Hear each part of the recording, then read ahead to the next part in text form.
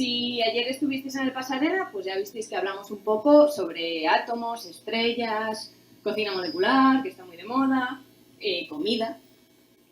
Y hoy pasamos al plano de la mente. Entonces habrá de todo. O sea, Lidia nos contará sobre Parkinson, Eduardo nos contará cosas de psicosis y Paula, pues cómo nos afecta la publicidad. Mañana la sesión será a la misma hora, pero en la Plaza del Parlamento, en el Odeón Sigli. Y irá más de salud. Os invito a todos a que vayáis. Nada sería posible sin la financiación. Entonces tenemos que darle muchísimas gracias a la Sociedad Española de Neurociencia y a la Fundación Española para la Ciencia y la Tecnología, que cofinancian este proyecto. Y a nivel más local, pues tenemos a la Universidad de La Rioja, a la Escuela de Máster y Doctorado y a la Real Sociedad Española de Química. Luego también, como grandes colaboradores, tenemos al Centro de Investigación Biomédica de La Rioja, el CIPI, y a Solo Artesanas, que ya veréis mañana lo que hace, pero solo os voy a decir que se llama Beer Wars, o sea, sí, guerras de cerveza. Entonces, hoy, como os he dicho, va de mente. Vamos a tener las dos primeras charlas, luego un breve descanso y luego vendrá Paula. Lidia Álvarez Cerviti, que es jefa de neurobiología del CIBI, nos va a hablar de Parkinson, sobre qué hay detrás del temblor.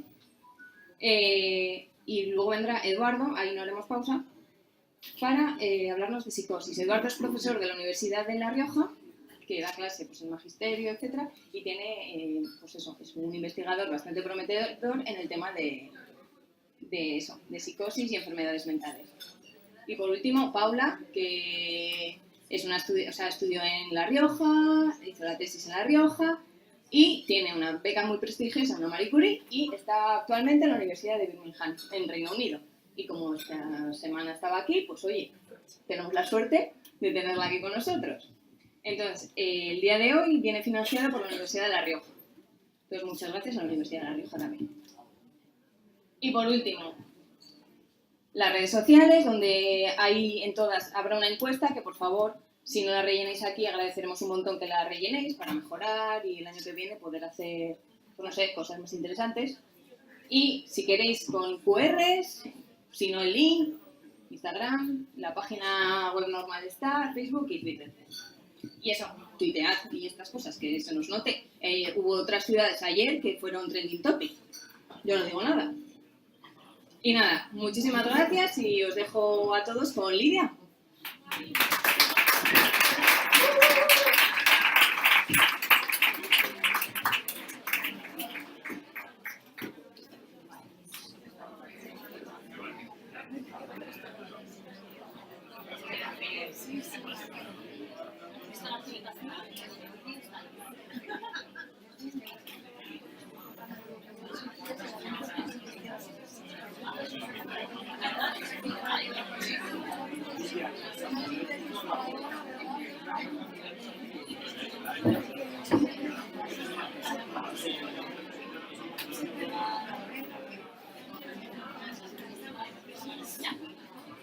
Buenas noches. Bueno, yo voy a presentar una charla sobre Parkinson y voy a intentar dejar unas nociones claras sobre qué hay detrás del temblor, que el Parkinson no es solo temblor, lo que se está haciendo actualmente y lo que esperamos que se pueda hacer en unos años. Realmente, cuando hablamos de cerebro, siempre pensamos que es el órgano más complejo y quizá el menos conocido de todos ellos. Es una máquina de alta capacidad, es muchísimo más capaz que cualquiera de los ordenadores que tenemos. Pero desafortunadamente, como cualquier equipo, sufre averías. Y una de ellas, la segunda más frecuente relacionada con la edad, es el Parkinson. Todos identificamos el Parkinson con temblor. Siempre pensamos cuando vemos a una persona temblando que tiene Parkinson. Pero no todo el Parkinson es temblor, ni todos los temblores son Parkinson. Y eso es lo que vamos a tratar hoy. El Parkinson realmente es una enfermedad muy conocida y sobre todo es muy conocida porque hay muchísimas personas relevantes a nivel mundial. Por ejemplo, el actor Michael J. Fox, que fue muy famoso en los 80 por las películas de Regreso al Futuro, en las que nos presentaban aquel maravilloso patinete deslizante que tengo muchas ganas de probar. Y este caballero empezó a sufrir los primeros síntomas cuando era muy joven, tenía apenas 32 años. Para él realmente fue un gran quebradero de cabeza y lo pasó muy mal. Y decidió tomar un camino que es, desde luego, envidiable. Decidió fundar una fundación para dar a conocer el Parkinson, para ayudar a los otros enfermos y, sobre todo, para financiar investigación a nivel mundial. Y ahora mismo es la fundación que más investigación está financiando en el mundo. Él, aunque es americano, está financiando estudios en Europa, en Asia, en América y está realmente implicado en la enfermedad. Hay otra actriz muy conocida, que es Helen Mirren, que ganó un Oscar por La Reina y que hace apenas año y medio hizo público que le habían detectado la enfermedad de Parkinson. Ella está en los estadios muy iniciales y no se le nota. Realmente, cuando le vemos en cualquier película de las nuevas, es una persona normal, controlada por la medicación.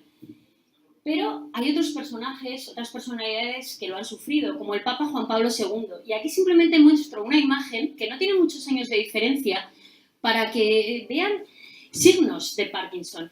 Es una persona que ha perdido la expresión facial. Si le ven, apenas puede sonreír, y tiene una mirada mucho más perdida, rigidez, está encorvado, tiene dificultad para moverse. Y esto es algo que va ocurriendo conforme la enfermedad progresa. Pero no es el único famoso. Salvador Dalí la sufrió.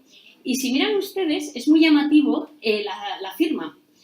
En Parkinson, una de las cosas que ocurre con los años es que se escribe cada vez más pequeño y se tiembla más y se aprieta menos. Y es 8 años de diferencia, una firma fantástica a una firma de una persona que realmente está sufriendo la enfermedad. Pero no son los únicos. También ha habido personajes políticos, jefes de Estado que lo han sufrido. Y quizá otra de las figuras llamativas es Yasser Arafat, en el que vemos lo mismo. Apenas hay 10 años de diferencia entre las dos imágenes y es una persona que diríamos joven, activa, a una persona que ha perdido totalmente la expresión en su cara. Y no es el único. Dicen que Adolf Hitler lo sufría. Y digo que dicen porque tenía tantas medicaciones y tantas cosas diagnosticadas que vaya usted a saber si realmente era Parkinson o era algo que era una mezcla de todo. Pero eran muchos. Y si recuerdan ustedes, no sé si han visto alguna vez un vídeo, que él siempre tenía la mano detrás o agarrada. Era para que no se le viese el temblor en su mano izquierda. Así que el Parkinson realmente no es algo que ocurre a la gente de la calle, es algo que afecta a todos. Y aunque nosotros pensamos que es una enfermedad reciente, realmente los primeros escritos en los que se habla de Parkinson o de síntomas de Parkinson es la Biblia. Y el segundo escrito en el que ya le dan un nombre, que le llaman, lo siento pero no se ve, Campabata, son los libros indios, y estamos hablando de 10 siglos antes de Cristo. Y ahí describen perfectamente los síntomas de Parkinson. Pero lo que es más curioso, los indios empleaban esta leguminosa para el tratamiento. Y lo que se descubrió hace apenas 20 años es que el medicamento que se emplea ahora como primera línea en la enfermedad de Parkinson está presente en esa leguminosa. Que realmente los antiguos sabían lo que hacían. Pero fue este señor, al que debemos el nombre, James Parkinson, quien en 1817 presentó un libro en el que describió completamente la enfermedad y le llamó parálisis agitante. Si ahora pensamos en el Parkinson, nadie piensa en una parálisis, porque vemos a las personas con medicación, pero una persona sin medicación realmente apenas puede moverse. Da pasos muy cortos, le cuesta mucho empezar a andar, está muy rígido, está encorvado, ha perdido completamente, es lo que decíamos, la expresión facial y encima tiembla. Era una enfermedad altamente incapacitante en aquel momento. Realmente la calidad de vida era bastante mala, mucho peor de la que tienen ahora los enfermos. Pero afortunadamente la ciencia progresa y a principios del siglo XX se descubrió por qué aparecían estos síntomas, esta rigidez, estos problemas de movimiento, que como digo no es todo el Parkinson, pero es una parte importante. Y es porque ven esta estructura negra, como los científicos somos muy originales, como le llamamos sustancia negra, porque pensamos mucho. Resulta que las neuronas que están presentes ahí, esas células, se mueren en la enfermedad de Parkinson. Y esto es una persona, un control, una persona sana, y esto es el mismo corte en un enfermo de Parkinson. Y como ven, las células han desaparecido. Pero lo importante no es las células que desaparecen, es qué producen esas células. Y es este neurotransmisor, la dopamina. Y eso se descubrió muy poco después.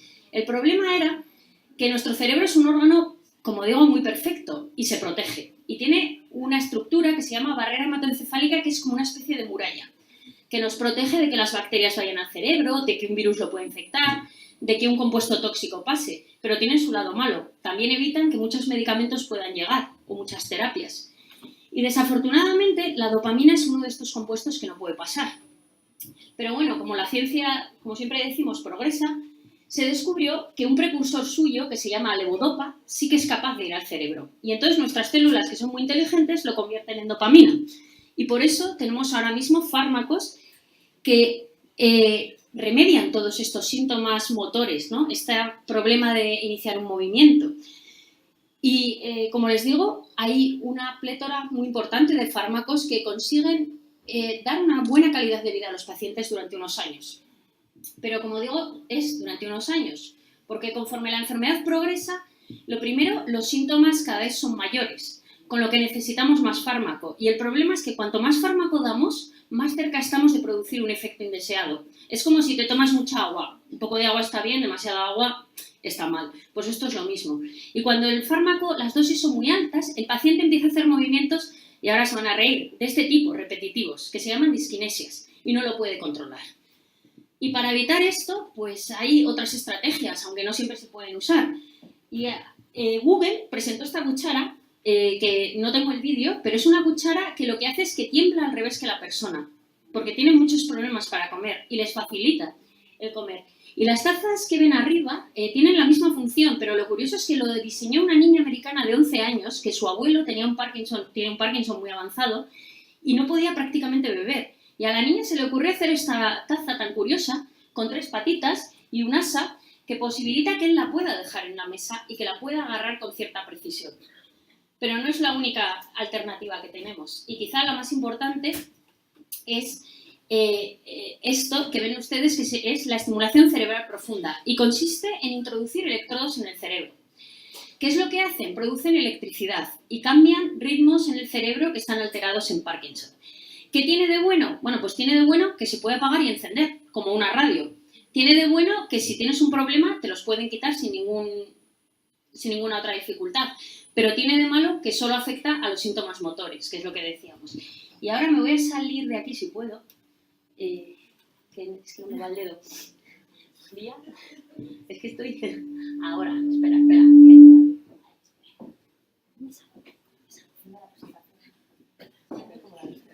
Es que no veo.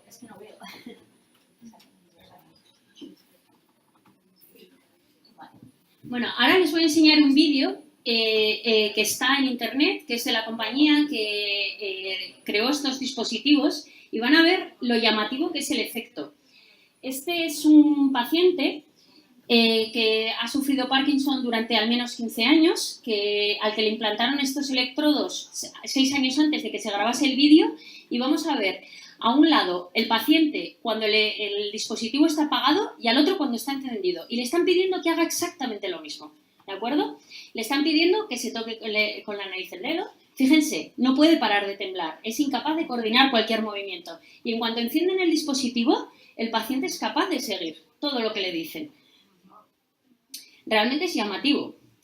Es un efecto muy bueno y además permite reducir la medicación.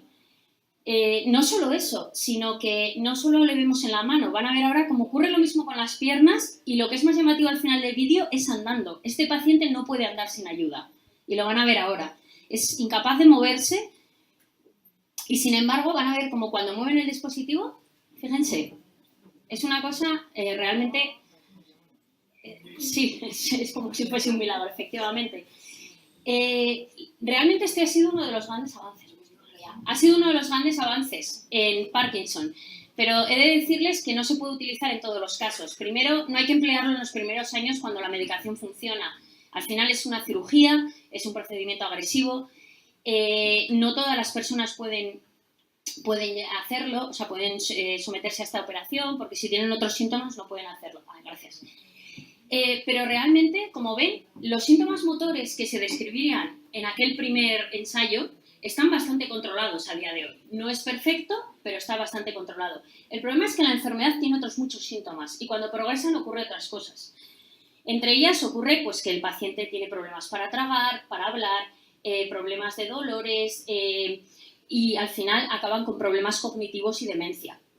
¿Y a qué se debe esto? Y en esto es lo que estamos investigando desde hace varios años y lo que es ahora mismo la punta de lanza de investigación en Parkinson. Intentar entender por qué se producen todos estos síntomas e intentar pararlos. Lo que ocurre en el Parkinson es no solo que esas células mueren, sino que a lo largo del cerebro vemos estas estructuras marrones, espera, sí que funciona, estas estructuras que se llaman cuerpos de Levy, que son agregados de una proteína, pero que interfieren en la función normal de una célula, que es lo más importante. Y lo que se describió hace unos años es que estos agregados van progresando, se mueven de un sitio a otro. Y ahora mismo se cree que la enfermedad de Parkinson empieza, eso se sabe, mucho antes de que el paciente tenga los síntomas y vaya al neurólogo.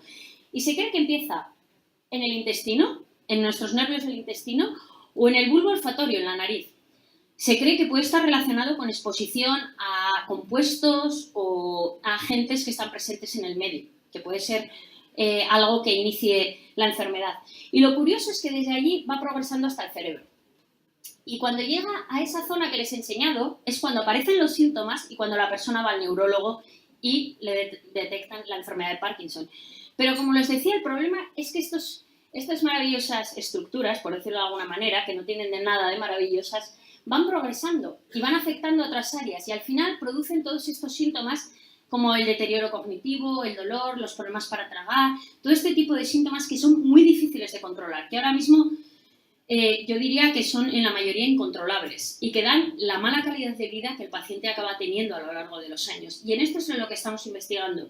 ¿Y qué es lo que estamos intentando entender? ¿Por qué se producen? Y si pensamos en la célula, podemos pensar que es como una ciudad amurallada, protegida.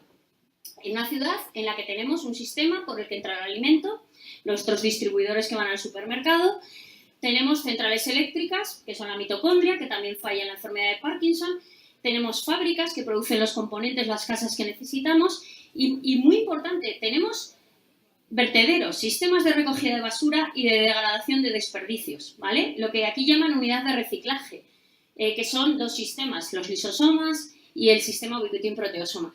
Y lo que ahora sabemos es que este sistema falla en la enfermedad de Parkinson. Por lo tanto, ya han visto alguna vez, han sufrido una huelga de basureros, saben lo que ocurre, que la ciudad es un desastre y que no se puede hacer nada, pues en la célula pasa lo mismo. Y es lo que estamos intentando entender, ¿por qué fallan? ¿Qué es lo que falla aquí y qué es lo que nosotros podemos hacer para evitarlo? Y esta es una figura muy representativa de lo que ocurre. Nuestras nuevas dianas, lo que estamos intentando desarrollar ahora. Una es el sistema de reciclaje. Si lo ven, sistema de reciclaje normal, todo es perfecto, todos están contentos. Sistema de reciclaje saturado, todo se nos acumula, todo es un desastre. Y esta es una de las dianas en las que ahora mismo se está trabajando y se está investigando, porque creemos que si logramos solucionar este problema, por lo menos mejoraremos muchísimo la progresión y la calidad de vida de los enfermos de Parkinson. Pero otra cosa que les he comentado es que estos agregados, estas proteínas que no son las correctas, van progresando. De tal manera que si esta es la proteína fundamental en Parkinson, que se llama alfa-sinucleína, está muy feliz en una célula normal, completamente normal, pero en Parkinson empieza a hacer cosas raras, empieza a cambiar, empieza a modificar y empieza a agregarse. Pero el problema no es ese, el problema es que se mueve. ¿Y cómo se mueve? Bueno, pues se mueve en parte debido a estas estructuras que se llaman exosomas. Para que lo entiendan, un exosoma es como una pelota, un balón de fútbol, que las células echan al exterior y que va cargado, como un globo de agua. Cuando explota, todo se suelta. Y el problema es que los exosomas contribuyen a que esta proteína incorrecta se mueva de célula a célula y vaya haciendo que la enfermedad progrese. Por lo tanto, ¿cuál es otra diana en la que se están trabajando en los últimos? Yo voy a decir que esto se describió en 2010, o sea que podemos decir 5 años y muy poco. ¿Cuál es la siguiente diana en la que se está trabajando? En parar este proceso. Si logramos parar la transmisión, lograremos parar la progresión de la enfermedad. Y si lo logramos hacer en estadios muy tempranos, podremos tratar al paciente con los medicamentos y con los instrumentos que tenemos hoy en día y darle una buena calidad de vida. Así que estos son dos temas en los que a nivel mundial ahora hay muchísimos grupos investigando y nosotros llevamos haciéndolo varios años en colaboración con universidades en Inglaterra y en América. La idea al final es esta. Si este es un cerebro de Parkinson con estos agregados cuando le detectan los síntomas motores y va progresando a esto, que es lo que nos da todos los problemas, nuestra idea es pararlo. A largo plazo, por supuesto que el objetivo es curar la enfermedad y hacer que el paciente pueda quedarse libre de toda medicación y sea una persona completamente normal otra vez. Pero si logramos parar primero este estadio, ya estaremos dando una gran mejora y es algo que realmente es más probable en los próximos años. Y uno de los instrumentos que tenemos es la terapia génica. ¿Qué es lo que hacemos? Bueno, esto en realidad lo que nosotros hacemos es entrar en la célula y en la célula está el DNA que contiene todas las instrucciones. Es como un Lego, las instrucciones para construir el Lego. Bueno, pues si tenemos demasiadas instrucciones, el Lego se pasa. Si las instrucciones están mal, el Lego no funciona. Bueno, pues la terapia génica lo que intenta hacer es o corregir esas instrucciones que no están escritas de manera correcta, o si tenemos demasiadas copias de las instrucciones, destruirlas. Y realmente la terapia génica es muy prometedora, no solo para Parkinson. Estamos hablando de cualquier tipo de enfermedad, estamos hablando de cáncer, de enfermedades cardiovasculares, pulmonares, hepáticas, todo. Pero hay un problema. ¿Cómo hacemos que llegue esa terapia a nuestro órgano? Como les decía, el cerebro tiene un problema y es que está protegido. Cualquier cosa que yo intente meter no va a llegar. Y hasta ahora lo que se ha hecho es cirugía, pero la cirugía tiene un problema. Si yo inyecto aquí, solo va a tener efecto ahí. Y realmente para conseguir un efecto a nivel global, que es lo que pasa en la enfermedad de Parkinson o en la enfermedad de Alzheimer o la esclerosis múltiple, no estamos hablando solo de Parkinson, estamos hablando en general de cualquier enfermedad degenerativa. El problema es que si yo ataco solo este área, va a seguir ocurriendo en el resto. Y claro, lo que todos los investigadores pensamos es que es lo perfecto, algo que inyectemos en sangre y que sea capaz de hacer esto, ir solo al cerebro. Pero además solo al cerebro, para que no tenga efectos indeseados en ningún otro sitio. Y voy a decir que ya la friolera de 8 años, cuando estaba trabajando en Oxford, decidimos trabajar en ello e intentar buscar un vehículo que nos permitiese hacer eso. Llegar al cerebro y solo al cerebro, llevar la terapia génica allá.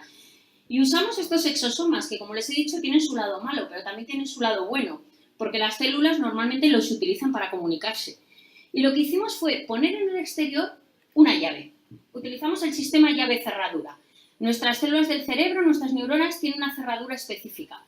Pues nosotros lo que hicimos a los exosomas es ponerle la llave, de tal manera que cuando yo lo inyecto en sangre, solo va al cerebro. Y una vez que se une a nuestra neurona, libera su carga en el interior de la neurona y tiene un efecto.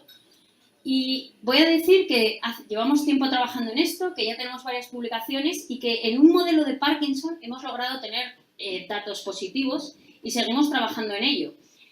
Como decía, esto no es un trabajo que se haga solo en La Rioja. Todas estas investigaciones hay que pensar que es un trabajo de colaboración entre muchas instituciones. La ciencia es compleja y no todos sabemos de todo y por eso tenemos equipos en muchos sitios. Y estamos colaborando con gente en Alemania, en Inglaterra, que nos están ayudando en este trabajo.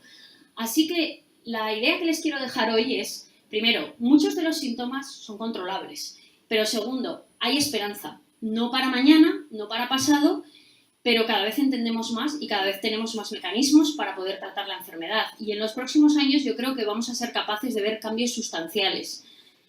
Y por último, como les decía, no todo el temblor es Parkinson, porque hay mucha gente que tiembla y no tiene Parkinson, y si a lo largo de la noche sienten temblores, tampoco es Parkinson, es cerveza. Y tampoco todo el Parkinson es temblor, ya les he dicho que hay otros muchos síntomas. Pero poco a poco, si hacemos que la gente comprenda y apoye a las personas que sufren Parkinson y apoye a los investigadores, vamos a poder ir solucionando no solo este problema, sino el de todas las enfermedades. Y nada más, yo quería darles muchas gracias por venir esta noche y a Pint of Science por organizar esta jornada. Gracias.